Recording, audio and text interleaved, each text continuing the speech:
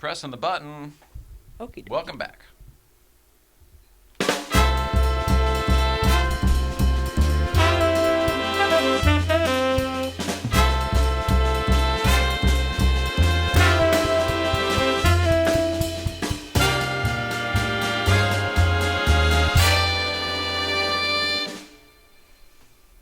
All right, Mrs. Ryan. Hello, hello. Some stuff on in here. Hello. How you doing? Today's not a great day. Oh. Not gonna lie, but fun. But you seem to be so great. I that know. What you do? Do you turn it on the days when you feel Yeah. like shit? You're like, I'm gonna compensate with extra personality. Is that It's what you not do? intentional, No? but it certainly happens. Well, I was not expecting you to say that. I thought you've been fantastic today, so I'm just going to go with that. I'm sorry that you're Okey-doke. not. You're acting fantastic, so Great. know that part. That's what's translating. Welcome back, everybody. Today is Tuesday, May 28th, 2019. My name is Jay Ryan. This is Nicole Ryan. We are the Ryans, and this is It's Tonight's Show. Our guest this evening is Rajiv Satyal. Satyal. Yeah? Close enough. It is what it is. It got worse, right? The more... Well, I wrote down here, Suth, and then y'all. Yeah. Well, Rajiv Satyal will be in here in a few minutes. We're excited to talk to him. In the meantime, Mrs. Ryan, we're back from the weekend. It's Tuesday. How the heck are you other than how you're feeling today? How's your life? Busy. Yeah. Busy. It's super nice, though. Woohoo! I had such I'm a nice glad. weekend with you. Tell us about it. Breakfast Club, Malibu Kitchen. I know like our standard stuff. I know there's more to it. But It was like, the standard stuff. Breakfast Club was nice. It was I don't know, smaller one than usual, I guess, somewhat. But it was nice to hang out with people we hadn't seen in a while and stuff. Yeah, someone asked me how it was, and I'm like, our friends brought their kids that we hadn't met one of them yet. Like, that was super neat. I had said on the show last week, oh, David, we miss you, Guards Rad David and his wife Alex and their two kids, Dawson and Dylan, all came up. Yeah. Last time we'd seen Alex was like right before Right. it was the Christmas Right. Breakfast Club, whatever that was, a couple days before Christmas. And she was about to give birth a few Yeah. days later, and I think she did like the next day. Yeah, it was really close after we saw her. Yeah. So, hi, everybody. And then, yeah, of course, Malibu Kitchen on over the weekend, Saturday, I guess. Yeah. Always a pleasure. Always a pleasure. Always. Susie, we love you, Susie. Holy crow. I mean, she takes care of you like a little mama duck. Yeah, she's a good Mama lady. hen, mama, whatever the mamas do. Mama bear. Is that yeah, Mama Bear? All right, Mrs. Ron. I don't have too much stuff to get through, but I would like to play some East Coast feeds because Kazman's back at work. Oh, He's got goodness. cars to show us. So let's see. Checking in now with Danbury Chive, Steve Kaz, the East Coast feed. Roll it out. Mr. and Mrs. Ryan, Kazman coming to you live from BMW because we got an old school 1988 series, the 635. Kind of pretty. Just want to give you a little love from CT today. You know, looking old school back when BMWs were made nice. You know, because nowadays everything's so cookie cutter bullshit. But whatever. We kind of like the old school stuff. Wanted to just give you a quick shout out. You know, it could be in the auto kennel one day. You never know. Hey. Love you guys. There you go. Love that. Oh, goodness. And he's right. Car Yeah. could have been already sold at the auto kennel. All right, so that was a classic BMW. Looked like a 635 maybe. And here's another non-Porsche over at BMW. Roll it out. Mr. and Mrs. Ryan, Kazman here again. Look what we got. A 488 Spider. Doesn't suck. So it's one of my clients. His name's Ron. We just took it for a nice run right there on Route 7, and it's a fucking animal. It's ridiculous. I think we may have hit like 200. I don't even remember. But it doesn't suck. Just want to send you some random love from BMW with a Ferrari. Love you guys. Random love from BMW with a Ferrari received. I would like to point out, however, he looked to me more like he was in rehearsals for a boy band thing because he had that thing on. Yeah, totally. But he was also kind of outside sweaty and not as svelte as a boy band. So it just looked like, we're getting ready. Starting the tour up this summer, you know what I mean? Boy bands in their 40s and making a comeback. What am I thinking of? You know, wasn't it like NSYNC? It was Didn't in they wear those sync. headsets? Justin Timberlake had one to sing. We and- said Madonna back in the day because I think she did it way back when we were a little bit younger. Yeah. Like, we're about the same age. I hope that. Any singer who I am. I'm a dances. year younger than you, but we're pretty close. Pretty close. Now, we'll find out. And one more, Mrs. Ryan. I don't remember where we are here, so just roll it out. Mr. and Mrs. Ryan, look who we got here, Brooke and the Casman. And look what she's wearing. Bam. Pimping out, telefunking in Connecticut, and that's where they are. It works out great. We're here at Red Robin at the mall, getting a burger because I've never been here before. And she, actually has something to say. I'm sorry, she has something to say. Brooke, So I was take it at away. BMW for Gates. But one of the guys that works there, he was like, "Oh my god, it's super cool sweatshirt. They're that like mic company in Connecticut, right?" I'm like, "Sure." So that's Clearly she wants to show as well. Anyway, that was it. Just want to send some random love on a weekday night when we're here at Red Robin getting some burgers. Yum. All right. Well, she's young. She's working on her storytelling. And I was gonna say thanks for making me feel better about how I speak.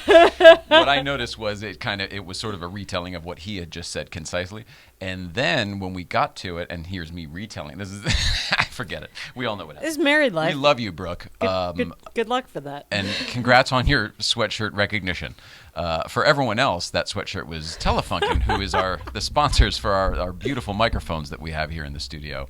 And they do happen to be in Connecticut, which is why we forged that partnership in the first place. That is how They used part to of that sponsor came around. Porsche cars back in the old race car days in the 50s, and I'm a Connecticut kid, obsessed with microphones. It is what it is. Mrs. Ryan, it's time to ask the question that is on everyone's mind. Da-dun, da-dun, da-dun. Da-dun, da-dun. What's going on? What's going on, Mrs. Ryan? Dun, dun, dun, dun, dun, dun, dun, dun, dun, dun. A lot of people ask me a lot of questions. They have a lot of questions about MS and like what life is and whatever. And so we do the show every day. I did earlier. I asked you earlier. Yeah. And a lot of people ask the very common question of like, how are you? And like, Yeah. Your least favorite question. That's the reason this segment exists. It is. Because you got sick of that question. Yes, I don't like the genericness of that question. So because I answer poorly, as we saw. But a lot of people do want to know more about MS, and I will eventually be able to tell people more about it. But a good example to look at is Selma Blair on Instagram. Oh, she's great. And she's really great. The Instagram is great. Where you're going with this? She had a big moment this weekend. It was a holiday, and she ran into someone she knew, and she apparently fell down, which happens to me not All the time. Yeah, it's pretty often. You don't fall down, but you wibble wobble like a deer on ice. I wibble wobble because I get really in my head about like, I'm in a fall. What am I going to look like? And I just get really self-conscious, and then I usually don't have much to say after that.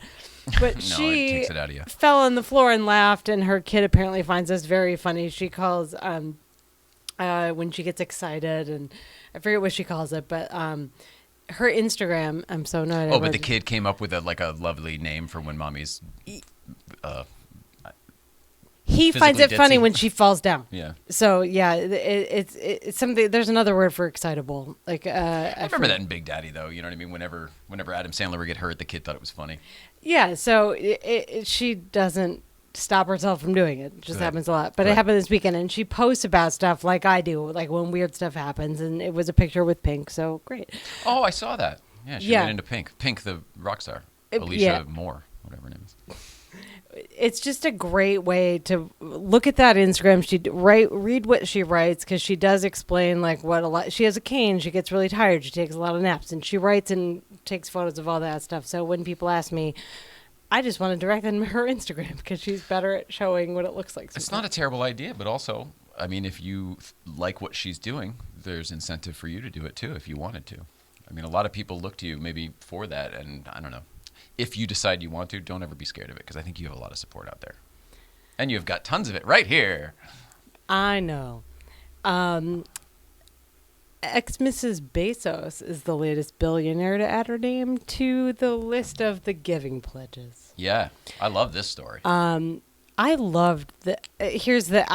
Well, tell the story. She's ex-Mrs. Bezos, whatever her deal is. She was an anti-bully. She started an anti-bullying charity, and she's an author. She's written a couple of books. So that's who she is in her own right, which I don't really know enough about. But her marriage recently just ended with Jeff Bezos, and one of the first things she did was to sign her name onto the Giving Pledge, which is something Bill and Melinda Gates started with Warren Buffett a bunch of years ago. That basically says, like, I'm going to give away at least half of my money. Of my wealth, yeah. And it's all billionaires. Right. Because if you have 37 billion, you can probably live on 17 and a half or whatever the half of it is. Yeah. The math wasn't right, but you know the word. She sounds awesome. And the quote that she wrote on the on her thing was awesome. It was just like, there's no greater power that has ripples than like doing good and being of service. And that was her motivation for doing this and talking about it. And I love it. I love anyone that's willing to put their money where their mouth is, literally, and give back and do good. And that's awesome. Anybody who realizes that there is such thing as enough is enough. Yeah. Only so much you can buy. Winning. Right. She's moving on. A little bit more. Similarly, Chef Nadella Lawson, who I have one of her cookbooks, I like her a lot. Okay. She is helping out and lending her talents and everything to a charity in the UK called Life Kitchen that was started by someone whose mom had cancer. It's all for like free tools to teach people with cancer how to cook things that they like to eat, because your appetite usually goes away when you have cancer or are being treated for it, and your taste buds change, which I didn't know a ton about, but it happens to be all the time. I remember that Also, with my dad. So it's a thing, and a lot of people don't know how to cook, and they don't know how to cook new kinds of food. So she's like, I do. Here's some recipes, and here's free cooking classes. So she's teaming up with Life Kitchen in the UK to teach people how to do it. Very cool. And then lastly, Popeye is turning 90. Popeye the cartoon? Popeye the cartoon. Cool. I grew up watching this nonsense when I was a kid, and it's loved it. great. I loved it. So The if you're movie, in especially Robin Williams. I forgot about the movie. If you're in New York this week it's Fleet Week apparently, and they are debuting a vegan spinach flavored ice cream at Fleet Week. Sounds a little gross, but you never know. Pistachio was a thing in the day when this is a little more. This is a little gross, but it's all organic and it's made with coconut oil and cashew milk, so it might not be like super spinachy, but like have a gander. But for the rest of us that love Popeye, there's going to be new animated shorts on YouTube this fall. New shorts? Not like remastered from the old stuff? They said new. No new kidding. Shorts. So celebrate Popeye. He's 90. Oh, my, and that's been What's Going On. Dun, dun, dun, dun, dun, dun, dun, dun, dun, dun, dun, dun, dun.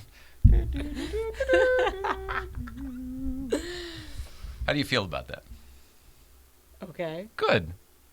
Are you feeling better about yourself? Sure. Oh, what's the matter still? Come on. I'm always self-conscious, but like, whatever. Yeah, but when you love the process and just, you know what I mean? When you're doing it for you and everything, that translates differently. I'm telling you, it really does. Okay, good. And people love you. I love you. Okay. All right. Finally, let's take a quick break and get our guest in here, shall we? Yes, please. All right. It's going to be just a few minutes. When we come back, Rajiv Sathyal will be sitting right there. He's letting me. We will be right back. More to come right after this. And we'll just bring it back here, man. Let's do it. What's happening, Rajiv? How are you? It's good to be here. Thanks for having me. Sitting here with Rajiv Sathyal. You got it. I explained how to pronounce it, so I think I made it more complicated. I should have just said You gave me it. the building blocks, and then all of a sudden I'm like, well, you have to build it this way. Yes, I know. I should have just given the name and just dropped the mic and moved out. So, thanks for being here, man. Thanks for having me. It was a long drive. Thanks for making the trek all the way over here. I know it was a hassle. The 12-minute. I don't know. Was it 3 turns? I think it was really, really. It wasn't just. People always say a straight shot as if that's close. I don't know what that means. But like, well, just drive. It's a straight shot. I'm like, the moon is a straight shot. It doesn't mean it's close. I don't understand that. I don't mind how many turns it is. I want to know how far it is. So you live around the corner. You do something very similar to this, but you're a comedian. You're an actor. Do you produce as well? I know you write as well. I write. Yeah, I write, perform, act a little bit. I more audition than I act. Okay, that's a common tale. I act like an actor. I think that's probably the most acting I do, is when people go, what do you do? And I say, I'm an actor. That was my best work right there. That's the best I could do on that. So I'd say primarily stand-up comic. That's mostly what I do. Mm-hmm. reading your Wikipedia. That I wrote. Did you? Well, I had a friend trust put that it at up. least it's true, probably. Well, yeah, and I try to make it fair and balanced because I wanted to say something along the lines of I did this, but I didn't finish, or I started this, but I failed on that. Like, it sounds more You're objective. describing what I wanted to talk about, though, Okay, specifically, because I was one of those people who, you get into a college, but you don't go, or you Right. have this crazy opportunity, and everyone's like, this is it, here's your future, and you're like, not into it. Right. Totally. Boy, you said it in the paragraph. I take a whole page to say it. Mm-hmm. Well, it's just describing me, and it's taken me a long time to tell my story, so it resonates. I love it. You grew up in Ohio, which is the comedy capital of the world, as everyone knows. I tell you what, I made a video called I Am Ohioan. There are a lot of people from Ohio. Dave Chappelle lives there. He lives there now, right? He lives there now. I think Jonathan Winters is from there. Oh, I didn't know. There are a lot of... Well, Bob Hope was born in England, but he has a lot of Cleveland connections. Like, he still Cleveland. gave money back to Cleveland. There are a lot of people from there. We live in Toluca Lake because of Bob Hope. It's wild out there. Yeah, Wild. right. Beautiful. Yeah, he was... they just renamed the airport, I guess, Burbank Airport, but it was a Bob Hope Airport for a long time. They still have the John Wayne Airport. That's when you really feel you're in Hollywood, like Los Angeles. The airports are named after movie stars. old-timey movie famous stars. people. Absolutely true. That's Absolutely really true. funny. Was there a Ronald Reagan one too? Am I making that up? There's a president named Ronald Reagan. Oh, that's what it was. Yeah. I was thinking Yeah. of there. I thought there was an actor at one point. Yeah, there You're was. You're a dick. He acted like a president. Actually, he didn't. That was part of the problem, but we'll get into that later. All right, but so from Ohio, and then you didn't get into comedy. True. So can we talk about this? Because there was sort of it's a false start only because of where you ended up, but it seemed like it was going to be a very normal trajectory. Yeah, it's funny the way you ask that question because it's better. Most people just say, "How did you get started?" Now- Which is like the MS conversation, right? You get tired of the same. How are you? And you have to keep right. How are you doing? And I don't even know what the next. But And also that could be a half an hour, whereas I kind of want to get into a certain. Yeah. chunk. No, for sure. That's a good. So in other words, keep it tight. I got it. So, No, yeah. I'm so blessed to have another talk show host here, and it tends to go much smoother when someone knows what it's like to be in this. Yeah, no, true. It should. Although, isn't it like how doctors are bad patients? Totally. Right? Or pitchers are bad hitters? I wasn't going to say that, but as the words were coming out of my mouth, Yeah. I'm like, it's really 50-50 because some people just want to control everything. Honestly, I really don't think I've answered a single one of your questions. You go, how are you doing? I go, it's great to be here. That's not even really an answer to that question. At least I didn't go, woo, like I was in the audience. That would have been really weird. Just like, just like flash you or something like that. That would have been incredible. So I started at Go Bananas Comedy Club in Montgomery, Ohio, outside of Cincinnati, and I entered a contest. My brother had found an article in the paper, the Cincinnati Enquirer. I entered it. I made the semis. The next year I won it. But hang on, but you weren't gonna go into comedy. No, I was doing it on the side, and he hands me this thing, and he's a creative. He's an author, and his name's Rajesh Satyal, and he's been on Seth Meyers. He's done a lot of really crazy things. And he's truly the talented one. And I don't say that with any degree of humility because I don't have any. I really mean objectively speaking, the dude is super talented. And so I go, what am I going to do with this article? He goes, go do stand-up. And I'm like, well, what do you mean go do stand-up? He goes, well, you're always writing stuff down, and you're really funny, and yeah, I think you could be good at it. And he was right. I entered it, I won that contest after a year. I had barely done any stand-up. And did you have any experience speaking publicly previously, or how were you able to make a connection with the audience? I'd say 3, maybe 4 things. One was, like in the Indian community, there are events called Holi and Diwali, and at the time in Cincinnati, they would have these events that were about 1,000 or more people in an auditorium. And my parents were always saying, well, you have to do something. You have to dance or sing, or you have to be involved. I'm like, I don't want to do it. You can't just be you. And you had to go do. And I was like, all my friends were white kids from Fairfield, Ohio. I didn't really relate to Indian kids at all. I didn't want to hang out with them. And not that I didn't like them, but I just felt left out. They knew the culture better than I did, or seemed like they did. Sure. And I was like, I don't want to do the dance. And I could dance, but I don't want to do the dance with these kids. I can't sing. And so I said, why don't I just MC?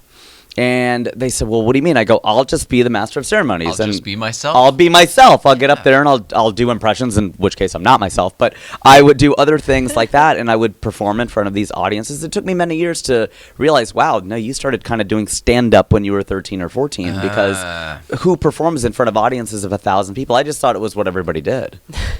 I'm like, it's not weird. But even at 13, and so you liked what it felt like, I'm assuming, right? I liked what it felt like. I have always been socially with it. I know a lot of comics aren't, but You I came in here and everything was fine. Sometimes people come in. No, I'm adding to your point. I mean, Okay. I fully agree with you. You came in here ready to play. Some Oh, people good. come in here ready to fight. Yeah, right, ready to play. Yeah, know what I mean? We're ready to Ready rest. to- They just come because it's dark. You just like want to take a nap. Yeah, It's so nighttime beautiful. show, nighttime show. It's tonight's show. So there's that. I think also, I mean, I'm funny. I like making people laugh. So that was it. And also, I never really understood in class presentations when people were like cramming their notes and trying to remember what to say. I just get up there and I'm like, well, what do you want to tell them? Yeah. What do you want to say? Like, what do you want to explain to them or make them laugh or incite them or scare them or whatever? But Like, you why have do you the need ability notes? to do that. Other people don't have the ability to do that necessarily. I realized that was, I think for a lot of the kids out there, I tell them, just figure out how you're unique. And I know that's a pretty trite thing to say, but I really mean that in the sense of I just assumed everybody wanted to be famous or wanted to be rich or you, in your case, wanted to own Porsches or whatever. Like, whatever Right. your thing is, I think you just assume everybody else is into it. Right. And I was the kid that Yeah, would you're come in. 100% right about that. Right. You assume your universe is everyone else's too. Yeah, because you don't maybe have the ego or the audacity to be like, oh, I'm different from everybody, right? Yeah, maybe as a kid you don't. Yeah, You haven't well, formed why that would yet you or think that? something? Yeah, I mean, It's just what, limited, I guess. You know what I mean? You haven't traveled yet. You haven't met enough people to really kind of figure out what the world's about. Is it Right. just age? yeah, I think that perspective, Limited resources? the Steve Jobs thing of looking back and connecting the dots and all that stuff. The 2020 hindsight, right? The Yeah. path is all laid out for you. Yeah, the whole fate, destiny thing, and all that jazz. Do you believe Yeah. in that stuff? I know we're bouncing around. I love bouncing around. My talk show or the podcast version, which I discontinued, my biggest regret in life. And well, besides not seeing American Pie in the theater, that was my biggest regret in life. Oh, my goodness. I didn't see that in the theater. I saw it several times in the theater just across the street at Universal Studios. I'm so envious. That's a big regret. It's the number one of all regrets.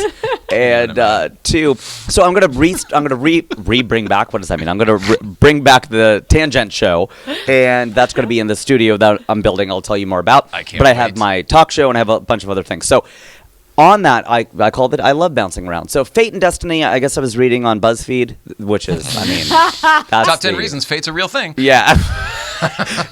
You'll never believe number 8. Yeah. Philosophers hate him.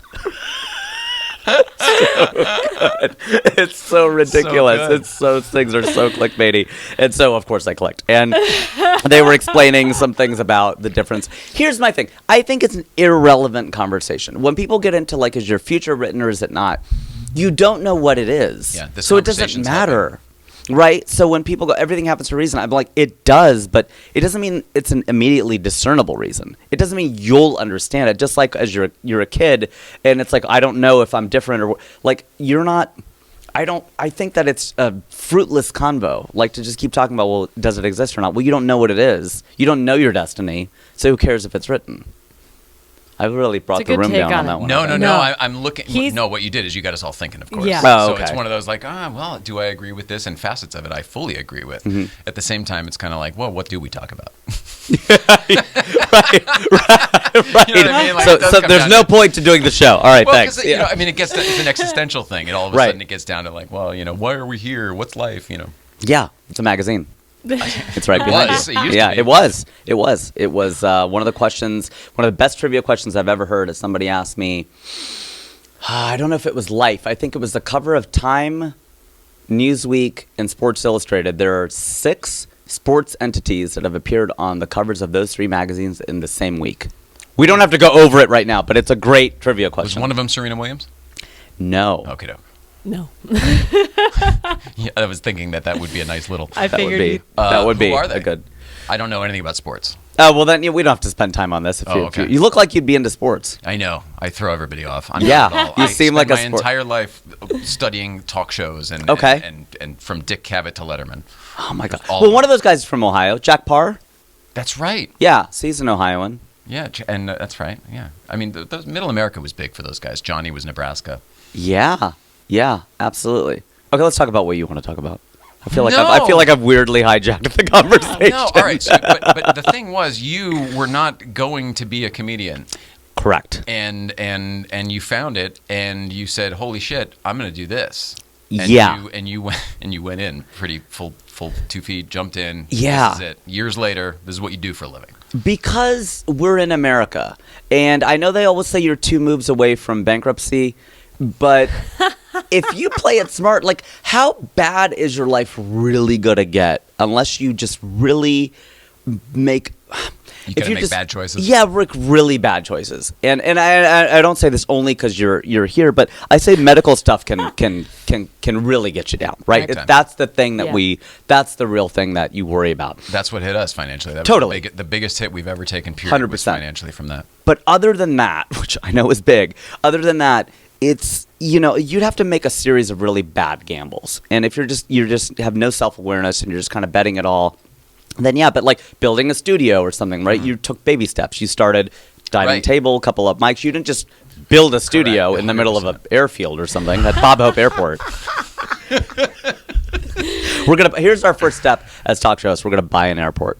Good. But that I might like make you that. go. That might make you go bankrupt. Yeah, like really stupid I decisions. went the other route. I was like, wow, somebody we can definitely get to invest in this show. Because Yeah. yeah. Like, an airport, that'll make money. Totally. I'm from Ohio, and that's where it's the birthplace of aviation. So now I see why I'm here. Full I get circle. it. It's Full full circle. circle. I totally get it. Full throttle, full circle. I get it. How So do you guys deal with that? Just the birthplace of aviation versus first in flight. oh, those it's a fight with bastards. North Carolina, right? I get so pissed. License plate wars. Oh, it is a license. It is because, and I have this conversation with North Carolinians, and even when I perform there, which I have many times, I call them out for it, and I get booed. Oh, always. You have to. Well, but I go to. But where was Kitty Hawk? Kitty Hawk's in North Carolina. Yeah, but the Yeah. guys were born in Ohio. And they right? invented all the science in Ohio. Oh, that's interesting. So they came Just up the with flight all wasn't- of it, didn't happen and they there. took it down there because of the winds. Right. So yeah, it is shared, but No, without the Wright brothers, I agree. there's no flight. I agree. So it was windy in Kitty Hawk. I get that, but they brought the wind. We brought the science. No, but I get right? this. So the Kennedy Space Center gets all the fluff, but like Huntsville, Alabama is where all the decisions are made and stuff Right. for NASA and all that well, it's stuff. like entertainment, right? New York. How mad would you be if like New York's the capital of entertainment in America? I would be like, Moving, what? right? Yeah, that's crazy. They don't even have a backyard to build a studio in New York. Absolutely, I don't think there are actual houses. There might be in the city somewhere. So yeah, that's the idea. To me, it's pretty clear cut. Like But you I even don't got get- into college, and you didn't go to that college because I was born in Hamilton, Ohio, grew up in Fairfield, and how we know each other through Kevin Couch. He's got a lot of Cincinnati connections. I didn't realize you were here through Kevin Couch. Yeah, that's the deal. That's why I I'm on love your. you. It's not a couch though. It That's would've why I been like great you if it were a already, though. couch. He's a really solid dude. He's a good dude. So we've reminisced a lot about Cincinnati. I'm totally a Cincinnati kid. Went through the Fairfield City School District, and then I got into Case Western Reserve University in Cleveland. I went there for a couple of years. I basically failed out because I started pre-med. That wasn't my parents' reaction. Yeah. How about that? Yeah, weird. 24 G's down the drain. That sounds like not a lot of money these days. I was pre-med. I got into a 6-year medical program. It's a 2 years of undergrad, 4 years of medicine, and you're a doctor. And I said, I'm not doing that. I want a summer. Which is a great, that's truly an American thing to say, I need my wet, hot American summer. Gotta have 3 months off. I was like, yeah, I need my 3 months off. I was burnt out on high school. And I was like, really deep down what it was, I wasn't sure I wanted to be a doctor. It was just something you do when you're smart. And I guess Indian, which I didn't even really think about. Like, I played ping pong growing up. They're like, oh, you're so Indian. Or I played the viola. They're like, you're so Indian. I'm like, I didn't know. No one gave me the, like, guidebook that's what Indians do. Were your parents born here, or did they come here? They were born in India, and they came here in 71. And I was born in 76. I mean, so that is all kind of part of it, right? They Totally. came here to have their kids have a better life and go be a doctor or a lawyer or whatever. Totally. Yeah. Which I Part of the totally, story. as I get older, I completely understand, like, how cool they've been about the fact that, I mean, people will say, like, how do you went into comedy? I go, well, my brother's gay, so that really helped out Oh, a yeah. lot. The fact, That's a yeah. leg up for sure. That is, yeah. Yes. That is one of his positions. And so Hey-o. it's, hey-o. I wouldn't know because we're from Ohio, not Kentucky. The point being that just barely, just north of the Mason-Dixon line. Oh, am I eating it? Yeah. Sorry, I keep eating that. I saw that you were turning it down. We I had feel Sam like I keep Tripoli here going. the other day, too. Same thing for 5 minutes. He ate it, and then we were good. Oh, that's great. Oh, that's just him performing on stage. Oh, Sam! I'm kidding. I love Boom, Sam. He's another one. hilarious. He's hilarious. So that's good stuff. That is good stuff. Anyway, yeah, you can edit that out. You can't. No, don't. No, that's the best part. We don't know. That's the best part. So, yeah, I sorry. went to Case Western. I didn't go to the 6-year medical program. I went to Case Western, was majoring in engineering. And you decided against going the 6-year program. But I mean, but you got in, Yeah, I and you got went in. for a little bit, and said, No, I didn't go to that. I went to Case Western, failed out of there, went to the University of Cincinnati, finally got a degree in materials engineering, was going to go work in Silicon Valley. I was going to come out here and work as a wafer fabrication engineer. "Oh boy, would that have been fulfilling for you?" Oh, let me tell you. Holy smokes, PN not junctions it. and Not it. computer chips. Yeah, It it was would have not been. your trajectory. Not my trajectory at all, and we learned a lot about trajectory and engineering Oh my physics. God. As you're bringing back, so there's some flashbacks happening here. So the arc, the character arc of Rajiv was not going to be an engineer. I got my degree though, and then I got a call from Procter and Gamble, P&G, which is headquartered in Cincinnati. This blew me away. And well, This whole part blew me away. okay, so it's almost like, okay, you are Paul Flory. He rest in peace, was the director of the largest tennis tournament that happens in Cincinnati, which doesn't sound like a big deal, but it is the number 5 or 6 tennis tournament in the world behind the Grand Slams. So like Oh, the U.S. it's a Open. big and- deal. It's a huge deal. And so I volunteered there for 11 years. My dad still volunteers there. And it was something out of a movie, right? I mean, he was sitting behind his desk, and I had kissed enough ass to get to know him and kind of moved up the ladder and whatever. And he goes, "So, how would you like to work for Procter & Gamble?"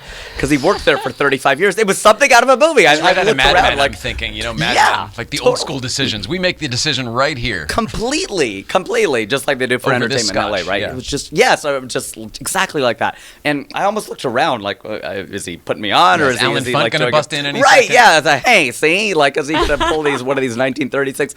And then he called.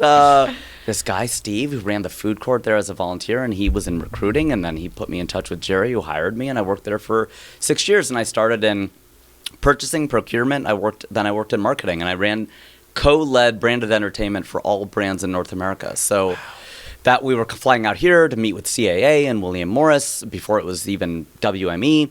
And I was doing tie-ins. I came up with the idea of Pepto-Bismol and Pink Panther working together because they're both pink. So I'm like, well, I Oh, pitched man. that to Pepto-Bismol. They jumped on it. They did it. And there were Wow. little ideas like that, like Survivor and all the stuff with that. And my friend Julie, she was co-leading it with me, and she had a lot to do with this stuff. She's just a total rock star. So anyway, all that stuff. And I worked in marketing, and I turned 30, and I flipped out. And I'm like, I've been in Ohio my whole life. Yeah. And I And that came out here. other thing, I'm not doing that other thing I'm that I not doing really that other thing. enjoyed. I was doing it Talking on to the people. side. I was doing stand-up In comedy on the side in Ohio? Ohio. Oh, okay, but Yeah. you were doing it on the side still. Yeah, that's a part of the story. I'm bad at making the transition to this part of the story. I get really caught up in name dropping people you don't know, and then like who's Julie and who's Steve. So the point being, you're like, that's But you interesting. gave your credit due. Credit where credit's due, absolutely, because these people helped me get where I am, and so I entered the contest and all that, and then the prize was you get to do a week of emceeing, and to your point about here it is, and then you just walk away from it. I was like, I don't know if I want to do it, and I just didn't do it, and then I entered the pro division of the stand-up contest, and I won that, and then I'm like, all right, let me give it a shot. What a dick. I know. You're like, I don't want to do the work, but I'll win every contest. You know what I mean? No problem. I never even thought about that. Yeah, I was kind of the Everyone else dick is about fucking sweating, killing for stage time. You're just like, what? just mic Post drop. for a week? I'm not doing that. Give me the next gold ribbon. Gee whiz. That's awesome. It's inspirational. I guess, yeah. I don't know. But you must have known that you could do it. Yeah, but the idea is so out there, especially when you were thinking you're going to be a doctor. And it's not just Indian parents. I mean, I read with the room, not the room, but the Disaster Artist. Well, you I know. was speaking specifically to immigrant parents. Yeah, like true. My grandparents were from someplace else and Right. so on and so forth, and they wanted my dad. It was the same Totally, story. that It's the immigrant mentality. story. Yeah. Absolutely true. But I think Greg Sestero, he talks about in The Disaster Artist, he's like an all California, all American white boy with blue eyes and blonde hair, whatever. And his parents were still like, don't go into Is this the entertainment. movie about the movie? They made the movie and Yeah. oh look, Mark, that whole Yeah. thing. Yeah. Hi, Mark. Hey, Mark. Yeah. We didn't know I didn't what to recognize make of you, that Mark. movie, and I loved that movie. I The Room or didn't The expect Disaster anything. Artist? The Disaster Artist, which Okay. wasn't that based on The Room? Yeah, so The Making Room of is the movie that Tommy Wiseau made with Greg Sestero, and then The Disaster Artist is the book written by Greg about the process, and then the Disaster Artist movie stars James Franco. It's based on the book, based on the story Yes. of Making Yes. of The Room.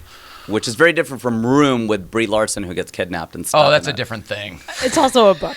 She won an Oscar for that Which, one. yeah, which she also won. The kid I found so annoying. I wanted him to stay locked up in that room. Just get I back down found there. him very. I was like, God, is this a boy or a girl? Or I know that we have the gender spectrum now, but still, just lock them both back up. They're annoying. All right. Well, I got enough out of that to know that the guy sitting before me is exactly who I thought he was, which is so cool because that means you are authentic. And completely lacking in empathy. So lock them both back up. I'm letting you tell that part of the story. Lock her up. Yeah. I want to shift, if we can, to your talk show because obviously that's my thing and that's what I'm into. Yeah. Not only do you do one that's very interesting, you self-produce it, you have been crowdfunding it, and you're even building a studio on your property. This is all things that either sound familiar or are aspirational to the next level talks we're having right now with people. Yeah. Because we're trying to figure out where to take this, whether it's get a big sponsor, whether it's sell the show as it is, whether it's get a million small sponsors. We're trying to figure that structuring out right now. It seems like you've done a lot of that work, and I'm happy to pick your brain and the way you picked our studio brain. I did. I literally recorded it on my phone because I was going, this is amazing what you've done with, I don't want to say it's not that small of a space, but on TV, everything looks bigger. Yeah, right? it's shot to look much bigger than it is. It's just a regular room in a house. Right. It's like you're my good online with- dating profile. My wife thought I'd be taller. Forced perspective. I know you talk about a lot. I do. It's all an artist. photography and forced perspective. This is how they used to do theater and or TV in the old days. And you're a producer. That was your old life. Comedy, publicist, and producer. Merged, sort of. Yeah. I came up through television and then I found commercials and sort of was working in that for the last few years before we sort of stopped and figured this out. That's so cool. So let me talk about what I'm not before I talk about what I am. So we have not built the studio yet, and I'm not, like, I don't want to make it sound like I'm some expert, right? So what I do have is I did a podcast. Well, the parts those are the parts I don't need help with. What I'm fascinated with is the fact that you are able to put down on paper, here are my intentions, here's what I... You have the business acumen that I do not have at all. I never had it. I never got it. I never went to college. I was working at 30 Rock at Conan and Saturday Night Live my senior year of high school. I'm so jealous. That's so You crazy. are, except what do you do with that? Nothing until now. Well, you do this. Yeah, exactly. So the element of you put all that stuff down. You said, look, I paid for 8 episodes myself. The next 8 are going to cost $25,000, blah, blah, blah. All of this stuff is great. And I know for a fact that all that stuff's true. Everything costs money. If anything, I am impressed with how cheap you're doing it. Right.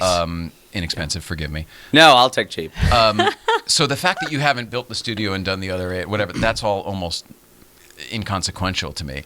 I want to know how you decided that, yes, I want to be a talk show host, from going from stand-up comedy to, yes, I want to do talk shows, and to put enough effort into it to get other people's money involved and build the infrastructure that you're amassing right now before you even get back on the mic. Okay, so let me... I'm really impressed with you before you even got in here today, basically. Well, it'll dissipate. Okay, just like fantastic. the pronunciation of my name, how you nailed it, and then it just sort of, the dismount was sort of sad, and that's how it's going to be. I'm going to just you whimper say anything out. 3 times in a row. Everything Yeah, it loses really does. meaning, Yeah, you loses do. They're like, meaning. is that even the word? Like, you just a dilemma. here? Is that the word?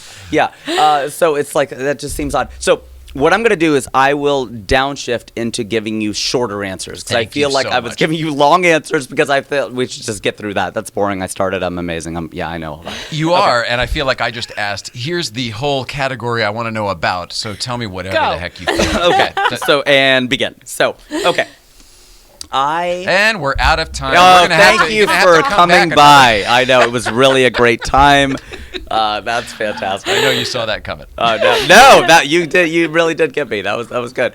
Okay. So let me start with the why. Right. Okay. So why do I want to be a talk show host? I believe that that's what I've always wanted. I think stand-up comedy is something I will always do, and I love doing stand-up. But I don't want to sound like Beto. I was born to do this, but I sort of was built to be a talk show host. I feel like with you. You've got the personality for it. I really don't feel I can do anything else at this point. Well, you can, obviously, because you produce stuff. And Yeah, that's my point, though. I don't think I can do that stuff anymore. That side of my brain is completely gone, which is why we're so all in on this. Okay. We can't have this new life where we're kind of taking care of each other and that whole bit, and have a life where I travel around the country or the world producing shit for other people. Okay, that's you know fair. what I mean. Like, so it's one of those. That's why I'm so all in on what you're doing right now. Okay, so one of the models I look at, do you know Jimmy Dore? Have you heard of him? Yeah, of course. Okay, so he's great. And he does the same thing in his own home. that's what, he's one of my inspirations for it. And I was just like, wow, I watch his show. He's so good. And what he's been able to build. And whether you like what he's saying politically or not, the show is generally entertaining, and the production of it is very, very sound. For sure. Yeah. And it's funny you say the word sound, and I'm not doing this just to be punny, but it is like his show is very sound-based. It sounds really good, and you can tell that he's mostly going for that. Like, he wants people to hear what he's saying, because what he's saying is so important to him. It's not gimmicky. It's not all those other things. So he's trying to help the world, too, with what he says. Whether it's doing it or not, he believes it is, and I think that that's the right thing. If you 100%. believe what you're doing is good and you're not a fucking sociopath, I think that you're on the right track. That's a very important caveat, because that's important. That's something a lot of people do think they're doing the right thing, or maybe they don't. So, a talk show to me is interviewing people and doing a monologue. So I've always enjoyed that. That's what you're doing. Like you're throwing in jokes, you're doing a monologue like he's doing, or you're doing whatever. And then you're talking to people. And again, I didn't realize, I was like, oh, isn't that what everybody wants to do? And no, not every comedian wants to be a talk show host. And I think it was Seinfeld on Alec Baldwin's show where he was talking about how comedians tend to bifurcate. They either become actors or they become hosts. And yes, there's overlap, and that's hard and fast rule. We can't, doesn't apply to everybody. But for the most part, there are these two tracks. It was certainly the rule for years and years and years, and now it's mostly the rule. Yeah. You know what I mean? Like, there are other things now, but for a long time, it was just this or that. Right. Absolutely. It would bifurcate, exactly. And so bifurcate is a good word. Trajectory. Yeah. I'm just going to get bifurcate in there. I like to say it until you go, is that the word? And so I really, it is one of those words. That's what I've always wanted to do. So I'm like, it's almost like living in LA versus New York. Like, a lot of comics, they say, what, you go to New York to be funny and LA to be famous? And LA, though, has always been the end goal. And I started later. I didn't go into stand-up full-time till I was 30. And so it's like, well, let's just skip to the end then. If you want to live in LA, then you may as well start putting down roots. If you're going to leave Cincinnati, which is a hard decision, my parents are there, all my friends are there, all that stuff. Life 30 years of life, yeah. 30 years of life. And I was like, well, then I don't want to go to New York, which is my favorite place in the world. Both my brothers live there. And then start over again. Like, then let's just go to LA if that's what we were going to do. And All in with Chris Hayes. Is that his show? And I don't know, but we're all in type of people. We're all in. You know, you have once to. you've looked death in the eyes, it's sort of there's no other way to live. Well, that's true. I think that gives you a. In Hindus, we believe in reincarnation, so that's why we're procrastinators. So if I don't do it now, plenty of lives. I've got plenty of lives. Like, I mean, that's why we were late. Maybe that's why. Maybe that's why. I finally figured it out. I finally solved it. There's a joke in there. Good. I guess you're laughing, so that is the joke. We'll just. I'm watching you craft what is going to be new material. This will be new material because I'm watching the synapse fire. That's very cool. There you go. That's it. And you've created that environment, so you guys are good at what you do because you've created a safe space. Like sometimes people will meet me and I'm really funny, and other people will meet me and I'm not that funny, and I know that they're disappointed. They thought I was going to be funnier, but like I thought you'd be taller. Or the opposite. I didn't think you'd be this funny. Oh yeah, there you go. Wow. See, now you are a great talker. You're really stroking the guest's ego. So, but there's the idea of going. Certain people bring it out in you, right? I mean, yes. Certain friends I have with whom I am really on fire. Like That's an energetic thing, right? It is. Yeah. It just the two, 1 and 1 is 3 or whatever you want to say. Chemistry, the synergy of it. The chemistry of it. And so I figured I would just come here. And I think with the talk show, I did talk to a number of people about it who were saying, it's great you're doing this, but it's almost like the industry has to give you it. Like when you're ready, the industry will give you a talk show. Correct. And I can understand that because there's a part of me that goes, is this just pathetic? Am I like self-funding something that like I should have the gatekeepers do? Right. But then there's a part of you that goes, yeah, but if that's what you want, and in this new world of Web 2.0 and all that stuff, well then just create it. Like who cares if 3 people are watching it? It's the British Office, I think, is where I got this, and I'm sure they weren't the first people to say it, but where Tim says to Don, it's better to be halfway up. It's better to be at the foot of a ladder you want to climb than halfway up when you don't. And so I didn't hear that I don't remember that from the British office, but that is so good. am I still yelling into the mic? I feel like No. This okay. is me just cutting the. Oh, okay, good. I thought you were just like muting me. Every time it's not interesting. When it's like a gong, it's like a mini gong. Just watch his finger. Like when you see it going really fast. I was so interested in what you were saying. I've lost my track of what I wanted to ask you about. No, it's great. Like when I hear you going like that. No, I think that's true though. It's just to go. They always say that Hollywood, ironically, the people in it don't have much imagination, so you have to build it for them. You have to show it to them and go, this is what I want to make. They can't see it. I understand that, and I agree with it. It's two different things. You got your creatives and your business people. You can do both. You're one of those people. I used to be able to do both a little bit, but once I went full into creative, the business side fucking chucked, and I think most people are that way. Yeah, again, it's one of those things you take for granted. And well, you mentioned the goaltenders before. What did you say? The gatekeepers. Yeah, the goaltenders. That's better. Yeah. She was a goaltender. Goaltenders is even better because they're not letting you score. She played hockey and was a gatekeeper, so I for some reason made that jump. That's good. Those people are the business people. You know what I mean? And they see the opportunities, and they know, put this with this, and this will go here, and blah blah blah. And when they're ready to give you a talk show, they do. You know what I mean? Like I agree with that whole element. But you brought up Web 2.0, and you're right. Self-producing, things are cheaper now. Things are accessible now. We can buy this equipment on Amazon. Right. We didn't used to even be able to know what it was, let alone go find it. Totally. I think that everything's possible now, and that's what we're doing because we don't want to do the old model. That was the whole thing. I think if we reached out to her enough of her old people and put something together in some way, we could probably do the old school model. I don't see any legs in that. Right. TV's dying if it's not dead already. And forgive me, television. I love you so much, but it is what it is. I think that this is the future, and that's kind of why I really think you're on the button with the crowdfunding. And I guess where are you going to go with that? Is it crowdfunding for now, for the next couple seasons, for whatever, or is it? Do you have a longer game? Yeah. The longer game, and a quick question for you, because before we get into that, is, aren't they usually right, though, the goaltenders? I mean, like, when you look at it, you think of, like, Jimmy Kimmel. It depends. If you want to play in that game, Depends they are right. They're generally right. They are right. And not generally. Like, they're right. They're really right. Okay. If you've got a good person, they're right. For that game. Okay. It depends on what game you want to play. It's always the question of perspective of, like, do I like this game?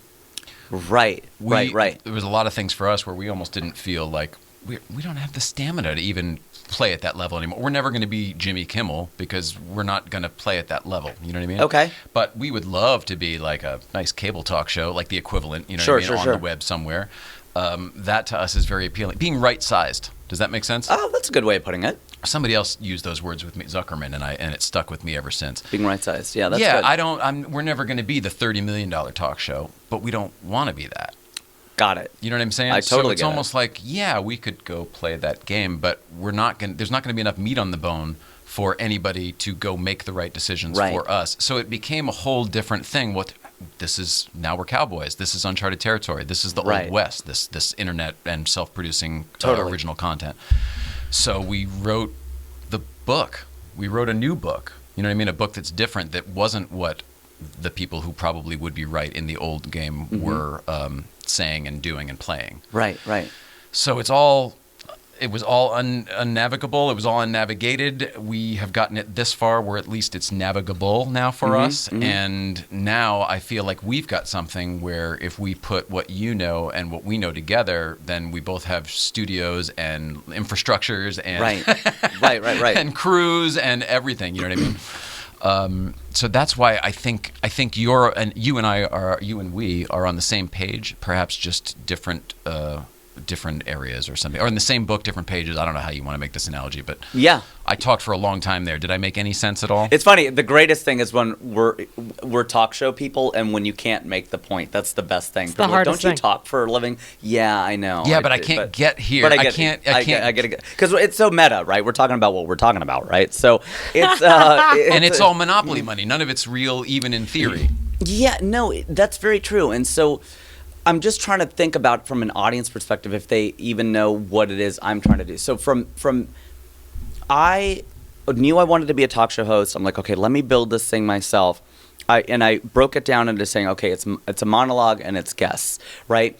And my days normally consist of, my mornings are production, my afternoons are marketing, and then my evenings are time spent with my wife, like leisure or shows, right? And so my life had already become that. Viewing shows, performing at shows, doing stand-up, all that stuff. All of that. All that good stuff. Or viewing, taking in stuff, whatever. The best part of my day, and I'm not a morning person, is it's a production aspect. So when people say you're great at marketing, I appreciate that, but I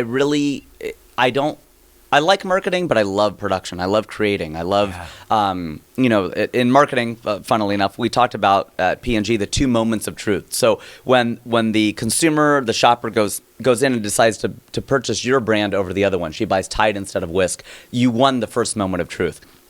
Second moment of truth is she goes home and she actually uses the product. And if it delights her, then you won the second moment. It got the stain out. It did whatever, right? And in comedy, it's almost like there are 3 moments of truth. The first one's when you write something. So just like that late reincarnation thing, whatever, but you're writing it, or you're usually by yourself when you do that.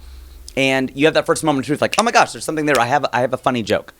The second moment of truth is when you tell it to people and they actually laugh, and then you go, okay, so now it's validated. It could still be funny, but for purposes of usage or utility, funny is what makes you laugh, right? So it's a tree falling in a forest otherwise. So the second one is it makes people laugh. That's the second moment of truth. And the third moment of truth is one, I think, for which all comedians live, which is when people repeat it back to you. Or they tell you, oh my gosh, this happened the other day. Wow. And I said to my friend, oh, that Raj guy, he said this. I should have just said Raj instead of RAJIV SATYAL. Halfway through, I tell you, you can just use that life hack. And Raj, we used your joke where you said this, and you're like, oh my gosh. I mean, it's like in When Harry Met Sally, Bruno Kirby. I love it when people, I've never had somebody quote me back to me before. And, it's like, oh, I read this in a magazine and you wrote it. It's this great moment.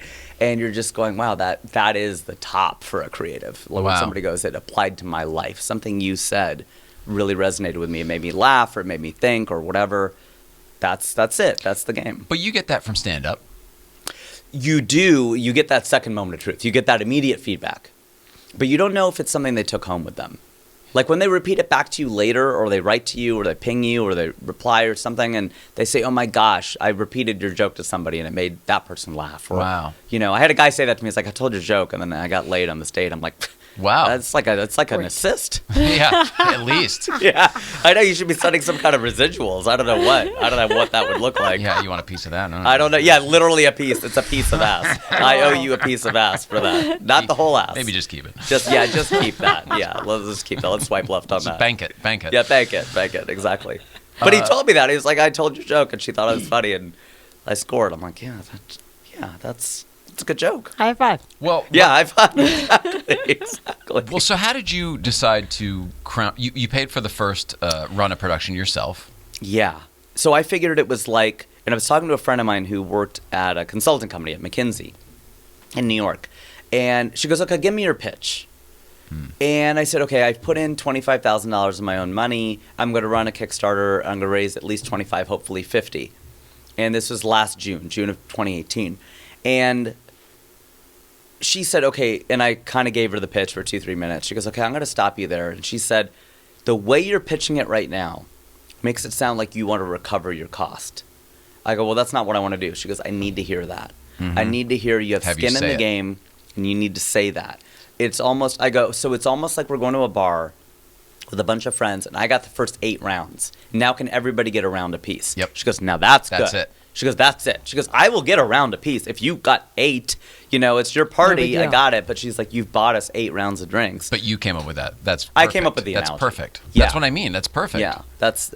Well, comedians are good at analogies, I think. Really? And I think that's our thing, right? Because for me, so when I said it that way, I said, okay, so I'm putting in $25,000.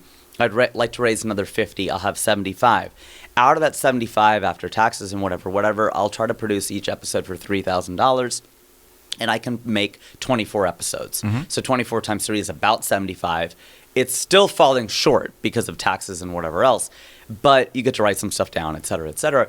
So Well, and you get to do this process, which to me was what I wanted to do. I felt that I was supposed to do this, and I meant to do this. So you'll be doing that, or you were already doing that. Yeah, and I talked to a friend of mine who's an actress out here, and she's in India right now. But she goes, so what's your fear? I go, well, my fear is that I fail and I don't hit my goals. So, she goes, how much do you really need? I go, well, I really need 50. And she goes, you can't just go to like 10 of your closest friends and ask them for 5 G's each. And I go, yeah, I probably can. And she said, why don't you just do that? And I said, well, I have a little bit of a harder time doing that because I had a couple of friends who are fairly well-to-do, just like you're saying, rich and famous people. Sure. So they just said, we'd like to invest in you. Can we get a return? Can we give you – because I asked a friend of mine, I was like, I need maybe like I think I said something about like five or six or something. He goes, oh, you need 500,000 or 600,000? I was like, no, I need like 5. This is like a venture capitalist. Right, like, right. Oh, it's no big deal. We'll just find. Tell me what you need. We'll find it. Yeah, like the guy. How'd you like to work at Procter & Gamble? Like Same thing. Like yeah, a same real thing. Like that. Like he just has $500,000 sitting around, and he does. Oh, the opportunity tree just sprung up. Yeah, why don't you just it's like, well, I don't, I can't do this. So, and it's almost like the self-ignorance of like, why doesn't everybody just build a studio? It's like, well, they don't. You're #blessed. You get the chance to do it. You don't. You're saying all the Not stuff that everybody- goes on up here. Right, like not everybody can do that. It seems easy. Everyone thinks they can do it. Right. You think everyone else can do it because it's easy to you. Yeah, that's it. And then it's like, oh, uh-oh. But you get into that whole like, am I wasting time with this? Like, wouldn't everybody be doing this if it was lucrative? That's the thing, and that's exactly where you go. How come I'll succeed when other people have failed? And that's assessing the landscape. That's business. Yeah, but it's also self-sabotage a little bit if you spend too much time on it, isn't it? You have to spend just the amount, and you have to be very honest with yourself. So when Pooja, the actress, goes, look, even if you fall short of your goal, she goes, this is marketing for you. She goes, everybody will now know that you're trying to do a talk show. And that you're working on it, yeah. And I go, and the reality is I can just spike $10,000 in on day 30 if I'm short, right? And so that'll suck. I'll have to pay taxes, but I'll be successful, and no one needs to know it's my It is money. what it is, right. And so luckily I said, okay, I got a little bit scared, and I said, I'm going to set a goal of $25,000 in 30 days on Kickstarter.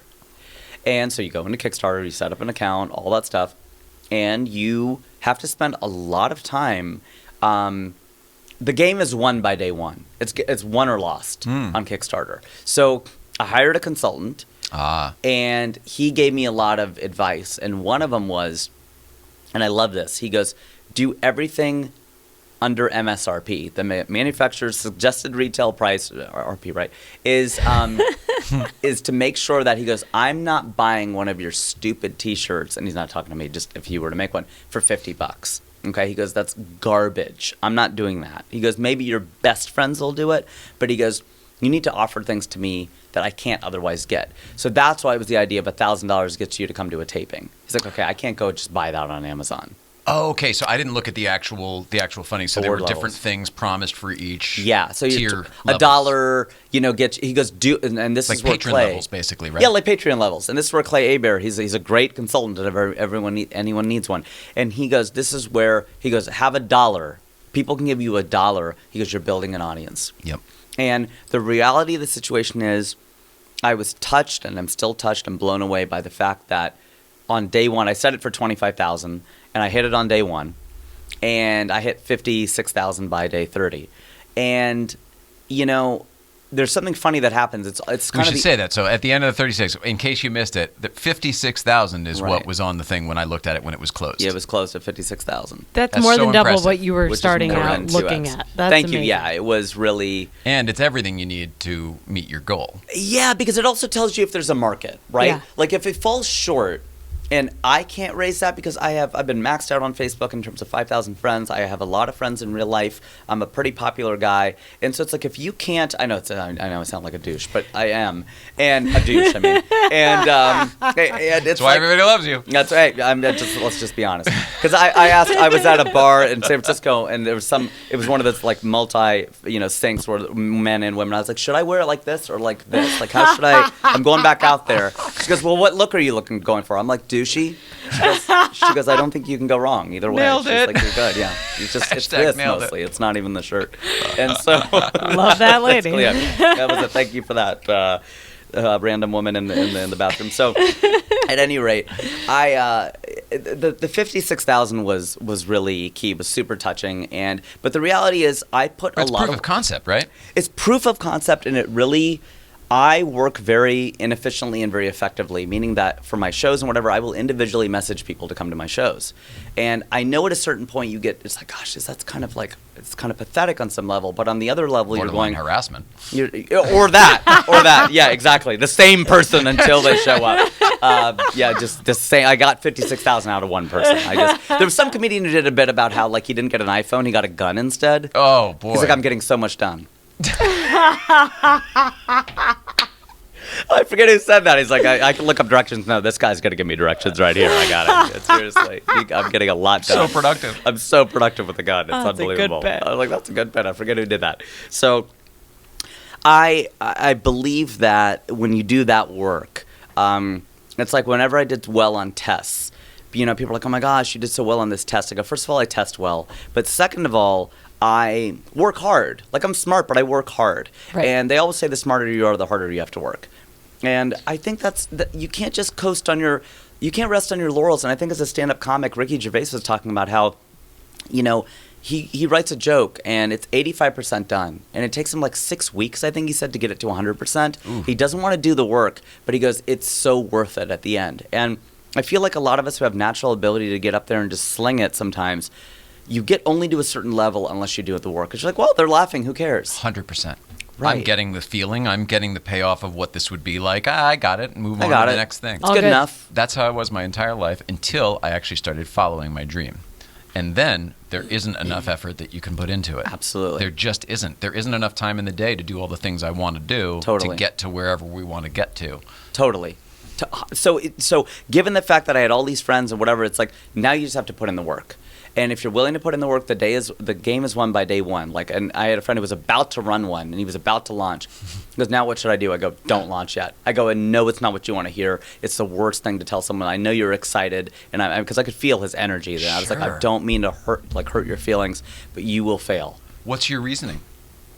You have to lay all the groundwork. People have to know you're even doing a freaking Kickstarter, right? It's like, oh, for the kicks, you want to do that? I thought you meant do a show. Okay. Oh yeah. But even that, right? It's like you're not going to go on day one without ever having. That's why I did the podcast. I interviewed 130 people because I want to get good at it. There you go. You don't just build this and go, all right, let's go. It's like when people go January 1st have bought their gym equipment and they spend $300 on sneakers and what. It's like, can you at least just start drop down and do some push-ups or get a bag of potatoes and start, go for a walk. Like prove that you are into it before you go invest all this money. But that's what that you people even are investing in, right? The fact that you've done that work, the fact that they've seen that you've done that work, that shows that you now are qualified to do the next work that you're asking for their money to help you support. 100%. Yeah. And that's where the Kickstarter page comes in to play as proof of concept and showing why now. And the pictures, like people are like, dude, you've already interviewed all these huge people. I want pictures. Like you can give me words and the words are funny and whatever. But like give me the video, like make a really dope video. Yep. Give me a 3 to 4 minute, like what you're going to do, the proof of concept. You already have the intro shot. Show me the intro. Show me the 30-second intro of the show.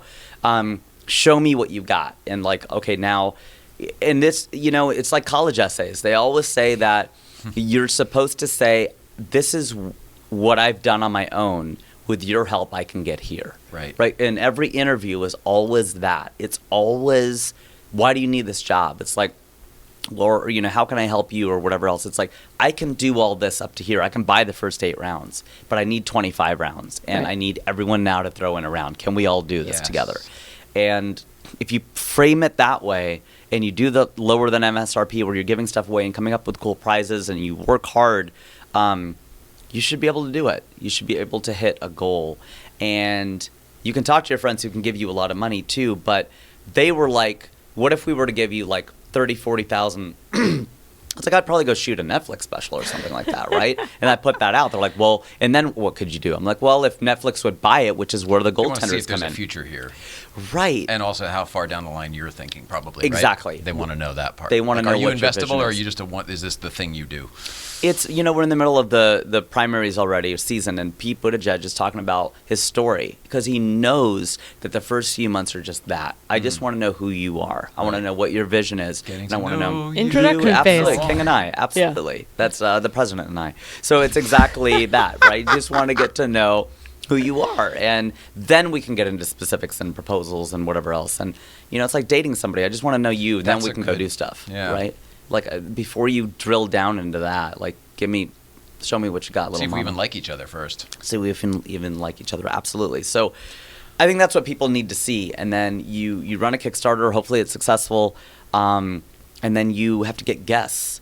And in the Indian community, I'm decently well known in certain circles, and so you start with where you can win. And the vision of the show was immigration, because I feel like it's under fire. Let's showcase one of the things that makes America great. I know all this stuff. So that, and then the premise for your show is a little unusual too. It's not just a talk show. Yeah. You're doing something else. It is, because it's like I want to showcase immigrants, and it's either people who came here or first, second, third. So you said your grandparents came here? Sure. So you could do the show, right? And so that's the idea. And then you have criteria for a certain number of amount of fame or number of followers or whatever metric you want to set. But then you do everything within that, serving that vision that's bigger than you.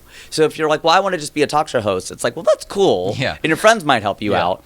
But other people are only going to help you if it's like, well, what do they get out What's of it? the bigger Nobody's going to help you picture? build the set or set the lights or build the sound or any of that stuff if there's nothing there other than And you're not going to want to do it unless you're a sociopath, right? If you're just like, well, I just want to have a talk show, and that's why a lot of people are running for president. That's what people are hearing. It's like, well, you just want to be president. That's fine, but what does that do for me? What have you done for me lately? So Janet Jackson, right? So it's that whole thing of like, what do you bring to the table if that's your name of your show? And I want to showcase one of the things that makes America great, which is immigration. Okay, now that's a goal bigger than you.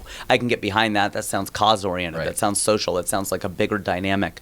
And people get behind that. And then since I'm Indian, I can book a number of relatively famous Indian guests. Then the idea would be to pivot and go, now let me go into the Asian community, the European community, the African community, and get the equivalent. Expand your base. Expand your base, exactly right. So that's the idea. That's why people are like, why did you do season 1 of All Indians? I'm like, that's who I can get. My show's not that big yet. Right. But I can call in some favors. Hopefully after a certain number of views or it gets sold or whatever else, then we go to the next season. Once you establish what you're doing, this is the part that everyone told us was going to be difficult, and you're sitting here today as proof of how not difficult it is. If you're doing something good that people can get behind, and you can show them some pictures or some clips of like what you were saying, like, oh wait, I can show up. I'm showing up at their house. I don't know what I'm getting into, but then they see like a little bit of what we do. Right.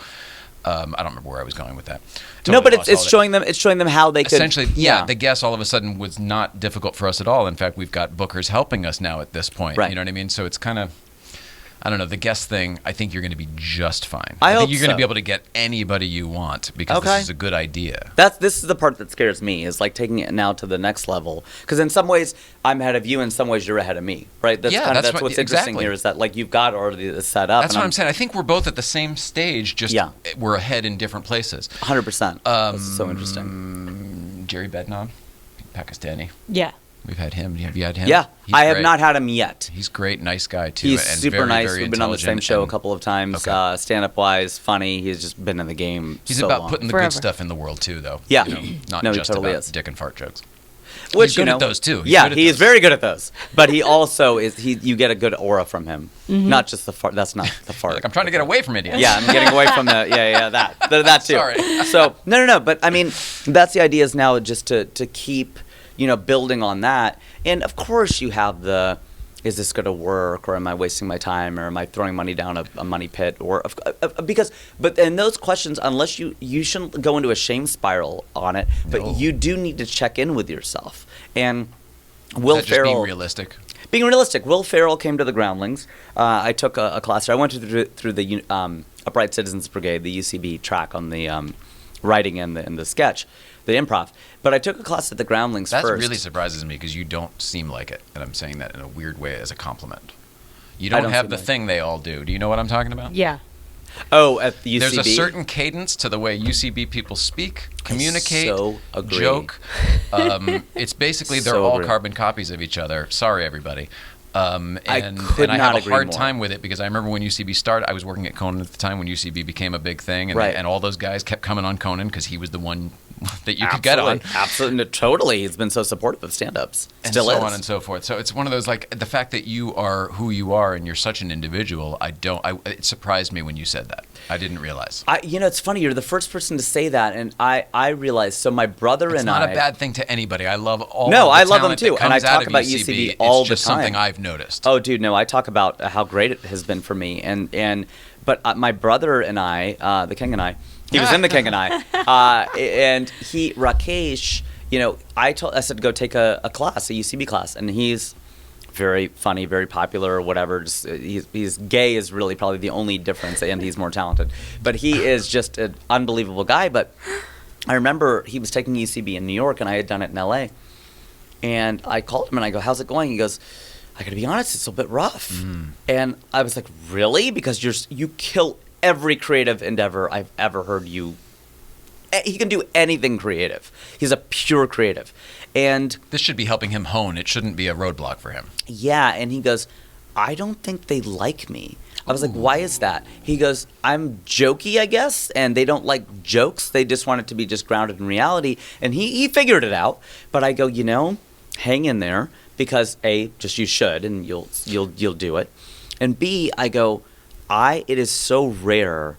Oftentimes we carry energy. We're talking about energy. Yes. And, I get up on stage sometimes. I could tell the room doesn't like me.